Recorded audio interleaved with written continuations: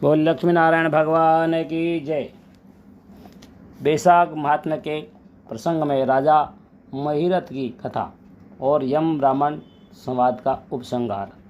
यमराज कहते हैं, ब्राह्मण पूर्व काल की बात है। महिरथ नाम से विख्यात एक राजा थे।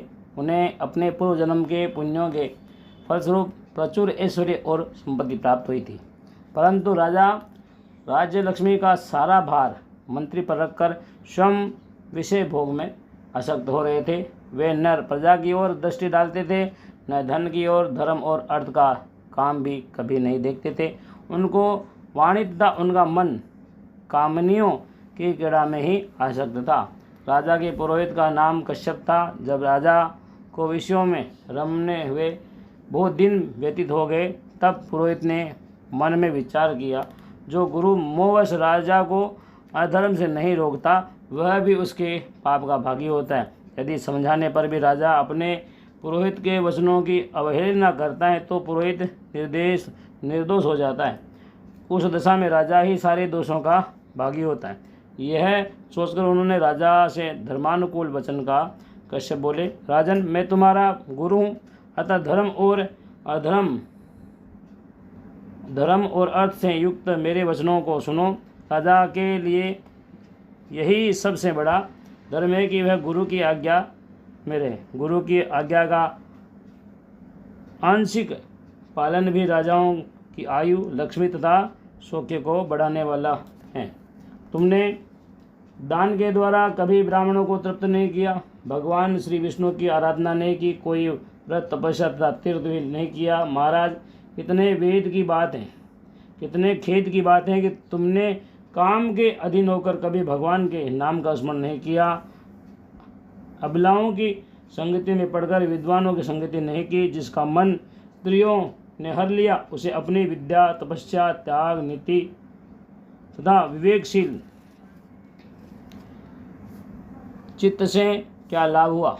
एकमात्र धर्म ही सबसे महान और श्रेष्ठ है, जो मृत्यु के बाद ही साथ जाता है। शरीर के उपभोग में आने वाले अन्य जितनी वस्तुएं, वे सब यही नष्ट हो जाती हैं। धर्म की सहायता से ही मनुष्य दुर्गति से पार होता है। राजेंद्र, क्या तुम नहीं जानते, मनुष्यों की जीवन का विलास जल की उत्ताल तरंगों के समान चंचल एवं अनित्य है। जिनके लिए विनय ही पगड़ी और मुकुट है, सत्य और धर्म ही कुंडले तथा त्याग ही कंगन है, उन्हें जड़ आभूषणों की क्या आवश्यकता है। मनुष्य के निर्जीव शरीर के ढेले और काष्ठ के समान पृथ्वी पर फेंक उसके बंधु बांधा मुँह फेर कर चल देते हैं। केवल धर्म ही उसके पीछे पीछे जाता है। सब कुछ जा रहा है, आयु प्रतिदिन क्षीण हो रही है तथा यह जीवन भी लुप्त होता जा रहा है। ऐसी अवस्था में भी तुम जानकर उठकर भागते क्यों नहीं। स्त्री, पुत्र आदि, कुटुंब, शरीर तथा द्रव्य संग्रह, ये सब पराये हैं, अनित्य हैं, किंतु पुण्य और पाप अपने हैं। जब एक दिन सब कुछ छोड़कर तुम्हें व्यवस्था पूर्वक जाना ही है, तो तुम अनर्थ से फंसकर अपने धर्म का अनुष्ठान क्यों नहीं करते। करने के बाद उस दुर्गम पथ पर अकेले कैसे जा सकोगे, जहाँ न ठहरने के लिए स्थल, न खाने पर अन्न, न पानी, न राह खर्च और न राह बताने वाला कोई गुरु ही है। यहाँ से प्रस्थान करने के बाद तुम्हारे पीछे कुछ भी नहीं जाएगा, केवल पाप और पुण्य जाते समय तुम्हारे पीछे पीछे जाएंगे। अतः अब तुम आलस्य छोड़कर वेदों तथा स्मृतियों में बताए हुए देश और कुल के अनुसार हितकारक कर्म का अनुष्ठान करो। धर्म मूलक सदाचार का सेवन करो। अर्थ और काम भी यदि धर्म से रहित हो तो उनका परित्याग कर देना चाहिए। दिन रात इंद्रिय विजय रूपी योग का अनुष्ठान करना चाहिए, क्योंकि जितेंद्रिय राजा ही प्रजा को अपने वश में रख सकता है। लक्ष्मी अत्यंत प्रगल्भ रमणी के कटाक्ष के समान चंचल होती है। विनय रूपी गुण धारण करने से ही वह राजाओं के पास दीर्घ काल तक ठहरती है। जो अत्यंत कामी और घमंडी है, जिनका सारा कार्य बिना विचारे ही होता है, वह मूढ़ वेद चेता राजाओं की संपत्ति उनकी आयु के साथ ही नष्ट हो जाती है। व्यसन और मृत्यु, इनमें व्यसन को ही कष्टदायक बताया गया है। व्यसन में पड़े हुए राजा की अधोगति होती है और जो व्यसन से दूर रहता है वह स्वर्गलोक में जाता है। व्यसन और दुख विशेषतः काम से ही उत्पन्न होते हैं, अतः काम का परित्याग करो। पापों में फंस जाने पर वैभव एवं भोग स्थित नहीं रहते हैं, वे शीघ्र ही नष्ट हो जाते हैं। चलते, रुकते, जागते और सोते समय भी जिसका चित्त विचार में संलग्न नहीं रहता वह जीते जी भी मरे हुए के ही तुल्य है। विद्वान पुरुष विषय चिंता छोड़कर समतापूर्वक स्थिर एवं व्यवहारिक युक्ति से परमार्थ का साधन करते हैं।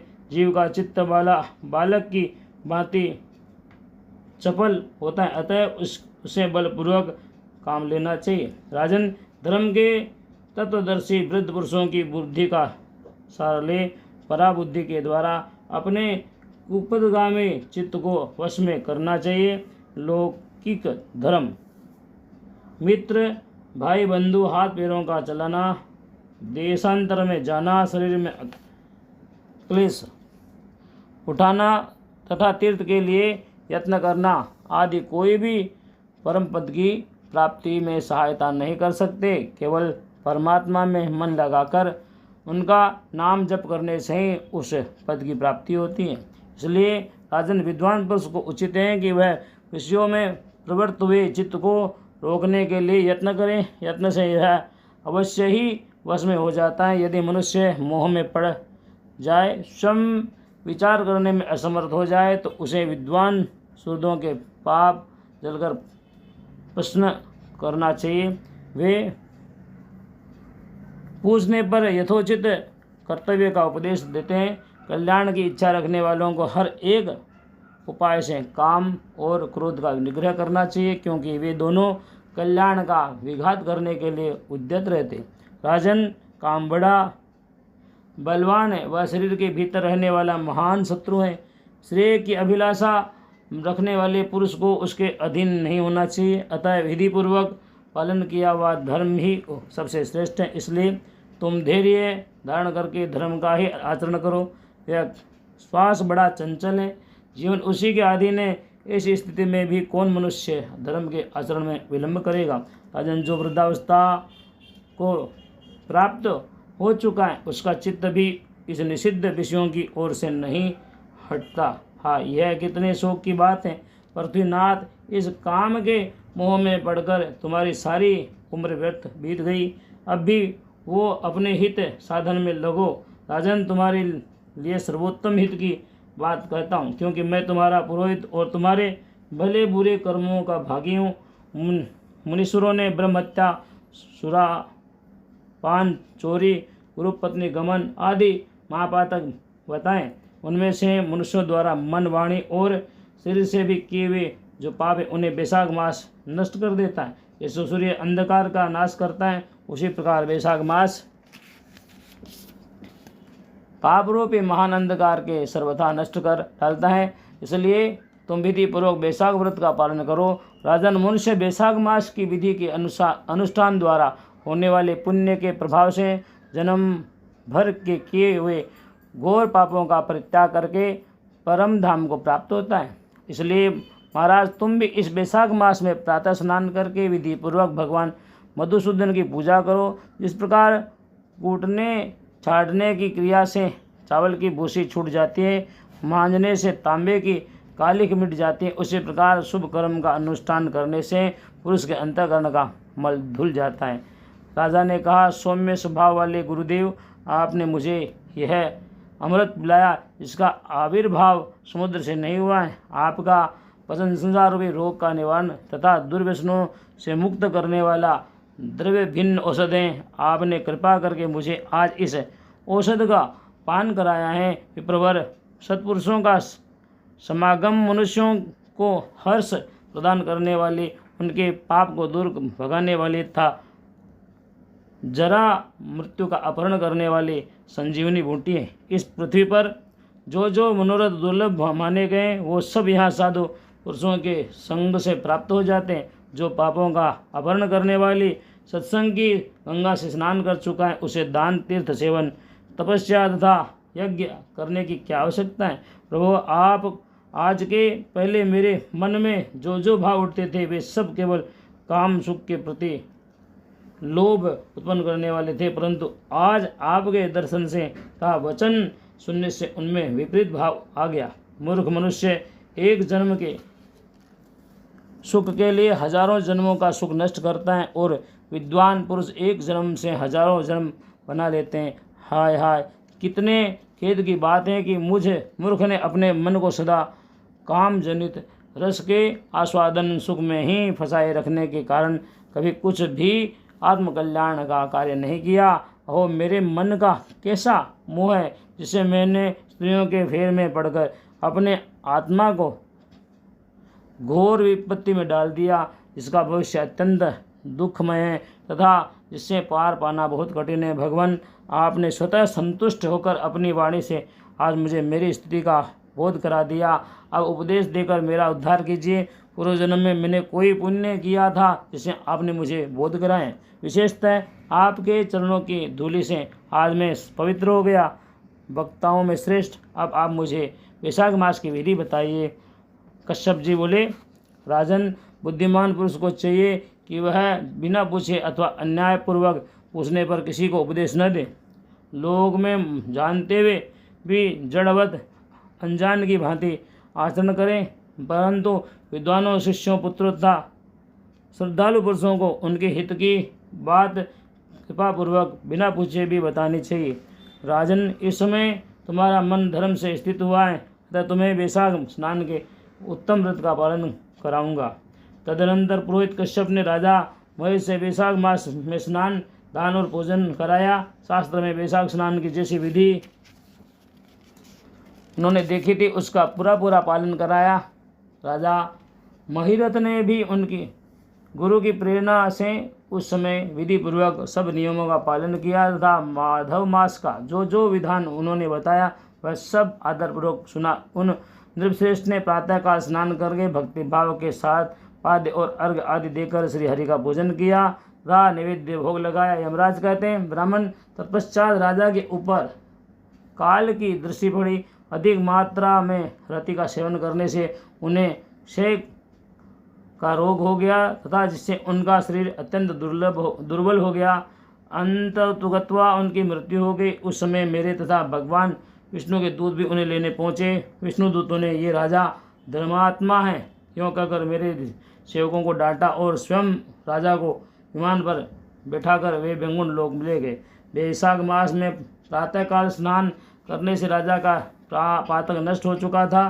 भगवान विष्णु के दूत अत्यंत चतुर होते हैं। वे भगवान की आज्ञा के अनुसार राजा महिरथ को नरक मार्ग के निकट से ले चले। जाते जाते राजा ने नरक में पकाए जाने के कारण घोर चित्कार करने वाले नारकीय जीवों का आर्तनाद सुना। कड़ा में डालकर उठाए जाने वाले पापियों का क्रंदन बड़ा भयंकर था। सुनकर राजा को बड़ा विस्मय हुआ। वे अत्यंत दुखी होकर दूतों से बोले, जीवों के कराहने की यह भयंकर आवाज़ क्यों सुनाई दे रही है? उसमें क्या कारण है? आप लोग सब बातें बताने की कृपा करें। विष्णुदूत बोले, जिन प्राणियों ने धर्म की मर्यादा का परित्याग किया है, जो पापाचारी एवं पुण्यहीन है, वे तामिश्र आदि भयंकर नरकों में डाले गए। पापी मनुष्य प्राण त्याग के पश्चात यमलोक में मार्ग में आकर भयानक दुख भोगते हैं। यमराज के भयंकर दूत उन्हें इधर उधर घसीटते हैं और वे अंधकार में गिर पड़ते हैं। उन्हें आग में चलाया जाता है, उनके शरीर में कांटे चुभाए जाते हैं, उनको शरीर आरी से चीरा जाता है तथा वे भूख प्यास से पीड़ित रहते हैं। पीप और रक्त की दुर्गंध के कारण उन्हें बार बार मूर्छा आ जाती है। कहीं वे खोलते हुए तेल में उठाए जाते हैं, कहीं उन पर मूसलों की बार बार मार पड़ती है और कहीं तपाए हुए लोहे की शिलाओं पर डालकर उन्हें पकाया जाता है। कहीं वमन, कहीं पीप और कहीं रक्त उन्हें खाने को मिलता है। मुर्दों की दुर्गंध से भर वे करोड़ों नरक हैं, जहाँ सरपत्र वन है, शिलापात है के स्थान है जहाँ पापी शिलाओं पर पटके जाते हैं तथा वहाँ की समतल भूमि भी आग से तपी होती है। इसमें शिवा गर्म लोहे के खोलते हुए तेल के मैदा के तपे हुए स्तंभ के तथा कूट सालमली नाम के भी नरक हैं। छोटे कांटे कील और उग्र ज्वाला के कारण क्षोभ एवं भय उत्पन्न करने वाले बहुत से नरक हैं। कहीं तपी हुई वैतरणी नदियाँ, कहीं वीर से भरे हुए अनेकों कुंड हैं। इन सब में पृथक पृथक पापियों को डाला जाता है। कुछ नरक ऐसे हैं जो जंगल के रूप में हैं, वहाँ के पत्ते तलवार की धार के समान ठीक है, इसी से उन्हें असीपत्र वन कहते हैं। वहाँ प्रवेश करके हुए नर नारियों के शरीर कटते हैं और छिलते लगते हैं। कितने ही नरक घोर अंधकार था, आग की लपटों के कारण अत्यंत दारुण प्रतीत होते हैं। इनमें बार बार यातना भोगने के कारण पापी जीव नाना प्रकार के स्वरों में रोते और विलाप करते हैं। राजन, इस प्रकार ये शास्त्र विरुद्ध कर्म करने वाले पापी जीव कराहते हुए नरक यातना का कष्ट भोग रहे हैं। उन्हीं का यह क्रंदन हो रहा है। सभी प्राणियों को अपने पूर्वकृत कर्मों का भोग भोगना पड़ता है। पराय स्त्रियों का संग प्रसन्नता के लिए किया जाता है, किंतु वास्तव में वह दुख ही देने वाला होता है। 2 घड़ी तक किया हुआ विषय सुख का आस्वादन अनेक कल्पों तक दुख देने वाला होता है। राजेंद्र, तुमने वैशाख मास में प्रातः स्नान किया है, उसकी विधि का पालन करने से तुम्हारा शरीर पावन बन गया है। उसमें छूकर बहने वाली वायु का स्पर्श पाकर ये क्षण भर के लिए सुखी हो गए। तुम्हारे तेज से इन्हें बड़ी तृप्ति मिल रही है। इसी से अब ये नरकवर्ती जीव कराना छोड़कर चुप हो जाते हैं। पुण्यवानों का नाम भी यदि सुना या उच्चारण किया जाए तो वह सुख का साधक होता है तथा उसे छूकर चलने वाली वायु भी शरीर से लगने पर बड़ा सुख देती है। यमराज कहते हैं, करुणा के सागर राजा महेश अद्भुत कर्म करने वाले भगवान श्री विष्णु के दूतों की उपयुक्त बात सुनकर द्रवित हो उठे। निश्चय साधु पुरुषों का हृदय मक्खन के समान होता है, जैसे नवनीत आग की आंच पाकर पिघल जाता है, उसी प्रकार साधु पुरुषों का हृदय भी दूसरों के संताप से संतप्त होकर द्रवित हो उठता है। उस समय राजा ने दूतों से कहा, राजा बोले, उन्हें देखकर मुझे बड़ी व्यथा हो रही है। मैं इन व्यथित प्राणियों को छोड़कर जाना नहीं चाहता। मेरी समझ में सबसे बड़ा पापी वही हैं जो समर्थ होते हुए भी वेदनाग्रस्त जीवों का सुख दूर न कर सके। यदि मेरे शरीर को छूकर बहने वाली वायु के स्पर्श से ये जीव सुखी हुए हैं तो आप लोग मुझे उसी स्थान पर ले चलिए, क्योंकि जो चंदन वृक्ष की भांति दूसरों के ताप दूर करके उन्हें आह्लादित करते हैं तथा जो परोपकार के लिए स्वयं कष्ट उठाते हैं, वे ही पुण्यात्मा हैं। संसार में वे ही संत हैं जो दूसरों के दुखों का नाश करते हैं तथा पीड़ित जीवों की पीड़ा दूर करने के लिए जिन्होंने अपने प्राणों को तिनके के समान निछावर कर दिया है। वे जो मनुष्य सदा दूसरों की भलाई के लिए उद्यत रहते हैं, उन्होंने ही इस पृथ्वी को धारण कर रखा है। जहाँ सदा अपने मन को ही सुख मिलता है, वह स्वर्ग नरक के ही समान है। अतः साधु पुरुष सदा दूसरों के सुख में ही सुखी होते हैं। वहाँ नरक में गिरना अच्छा, प्राणों से वियोग हो जाना भी अच्छा, किंतु पीड़ित जीवों की पीड़ा दूर किए बिना एक क्षण भी सुख भोगना अच्छा नहीं है। दूत बोले, राजन, पापी पुरुष अपने कर्मों का ही फल भोगते हुए भयंकर नरकों में पकाए जाते हैं। जिन्होंने दान होम अथवा पुण्य तीर्थ स्नान नहीं किया, मनुष्यों का उपकार था, कोई उत्तम पुण्य नहीं किया, यज्ञ तपस्या और प्रसन्नतापूर्वक भगवान नामों का जप नहीं किया, वे ही परलोक में आने पर चोर नरकों में पकाए जाते हैं। जिनका शील स्वभाव दूषित है, जो दुराचारी व्यवहार से निंदित, दूसरों की बुराई करने वाले एवं पापी हैं, वे ही नरकों में पड़ते हैं। जो पापी अपने मर्म भेदी वचनों में दूसरों का हृदय विदीर्ण कर डालते हैं तथा जो पराय स्त्रियों के साथ व्यवहार करते हैं, वे नरकों में पकाए जाते हैं। महाभाग भूपाल, आओ अब भगवान के धाम को चलो। तुम पुण्यवान हो, अतः अब तुम्हारा यहाँ ठहरना उचित नहीं है। राजा ने कहा, विष्णुदूतगण, यदि मैं पुण्यात्मा हूँ तो इस महाभयंकर यातना मार्ग में कैसे लाया गया? मैंने कौन सा पाप किया है तथा किस पुण्य के प्रभाव से मैं विष्णु धाम को जाऊँगा? आप लोग मेरे इस संशय का निवारण करें। दूत बोले, राजन, तुम्हारा मन काम के अधीन हो रहा था, इसलिए तुमने कोई पुण्य यज्ञानुष्ठान अथवा यज्ञ वश्य अन्न का भोजन नहीं किया है, इसलिए तुम्हें इस मार्ग में लाया गया है। किंतु लगातार 3 वर्षों तक तुमने अपने गुरु की प्रेरणा से वैशाख मास में विधिपूर्वक प्रातः स्नान किया है तथा महापापों और अति पापों की राशि का विनाश करने वाले भक्तवत्सल विश्वेश्वर भगवान मधुसूदन की भक्तिपूर्वक पूजा की है। यह सब पुण्यों का सार है। केवल हम इस एक ही पुण्य से तुम देवताओं द्वारा पूजित होकर श्री विष्णु धाम को ले जाए जा रहे हो। नरेश्वर, जैसे एक ही चिंगारी पड़ जाने से तिनकों की राशि भस्म हो जाती, उसी प्रकार वैशाख में प्रातः स्नान करने से पाप राशि का विनाश हो जाता है। जो वैशाख में शास्त्रोक्त नियमों से युक्त होकर स्नान करता है वह हरि भक्त पुरुष अति पापों के समुद्र से छुटकारा पाकर विष्णु पद को जाता है। यमराज कहते हैं, ब्राह्मण, तब दयासागर राजा ने इन जीवों के शोक से पीड़ित हो भगवान श्री विष्णु के दूतों से विनयपूर्वक कहा, साधु पुरुष प्राप्त हुए ऐश्वर्य का, गुणों का तथा पुण्य का यही फल मानते हैं कि इनके द्वारा कष्ट में पड़े हुए जीवों की रक्षा की जाए।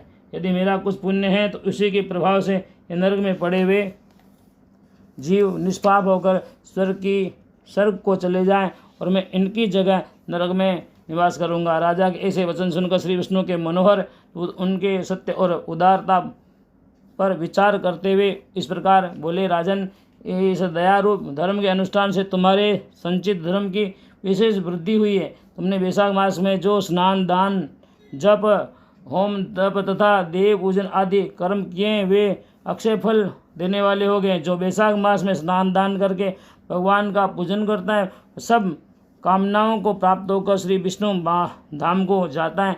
एक और तप, दान और यज्ञ आदि की शुभ क्रियाएं और एक और विधि पूर्वक आश्रम में लाया हुआ वैशाख मास का व्रत हो तो वैशाख मास ही महान है। राजन, वैशाख मास के एक दिन का भी जो पुण्य है वह तुम्हारे ये सब दानों में बढ़कर है।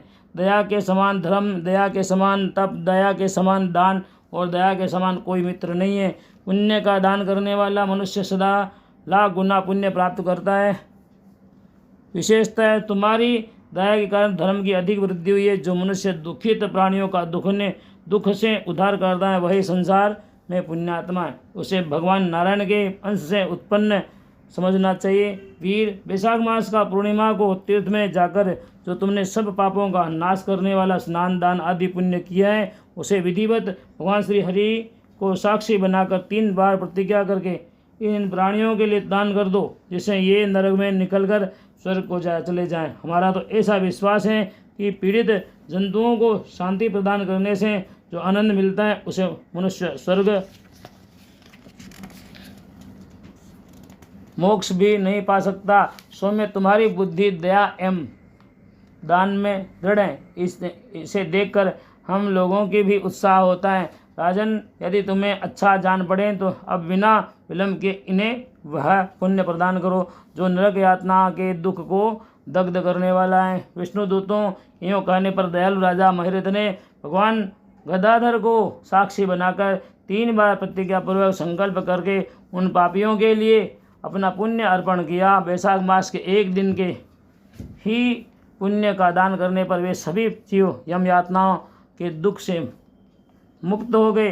फिर अत्यंत हर्ष में भरकर वे श्रेष्ठ विमान पर आरूढ़ हुए और राजा की प्रशंसा करते हुए उन्हें प्रणाम करके स्वर्ग को चले गए। इस दान से राजा को विशेष पुण्य की प्राप्ति हुई। मुनियों और देवताओं का समुदाय उनकी स्तुति करने लगा तथा वे जगदीश्वर श्री विष्णु के पार्षद द्वारा अभिवंदित होकर उस परम पद को प्राप्त हुए जो बड़े बड़े योगियों के लिए भी दुर्लभ है।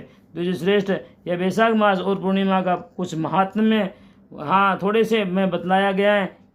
यह धन, यश, आयु तथा परम कल्याण प्रदान करने वाला है। इतना ही नहीं, इससे स्वर्ग तथा लक्ष्मी की भी प्राप्ति होती है। यह प्रशंसनीय महात्म्य अंतःकरण को शुद्ध करने वाला और पापों को धो डालने वाला है। माधव मास का यह महात्म्य भगवान माधव को अत्यंत प्रिय है। राजा महिरथ का चरित्र और हम दोनों का मनोरम संवाद सुनने, पढ़ने तथा विधिपूर्वक अनुमोदन करने से मनुष्यों को भगवान की भक्ति प्राप्त होती है। इससे समस्त क्लेशों का नाश हो जाता है। सूत जी कहते हैं, धर्मराज की यह बात सुनकर वह ब्राह्मण उन्हें प्रणाम करके चला गया। उसने भूतल पर प्रतिवर्ष स्वयं तो बैसाख स्नान की विधि का पालन किया ही, दूसरों को भी कराया। यह ब्राह्मण और यम का संवाद मैंने आप लोगों से बैसाख मास के पुण्यमय स्नान के प्रसंग में सुनाया है। जो एक चित्त होकर बैसाख मास के महात्म्य का श्रवण करता है, वह सब पापों से मुक्त होकर श्री विष्णु के परम पद को प्राप्त होता है। पद्म पुराण अंतर्गत बैसाख महात्म्य संपूर्ण। बोले लक्ष्मी नारायण भगवान की जय।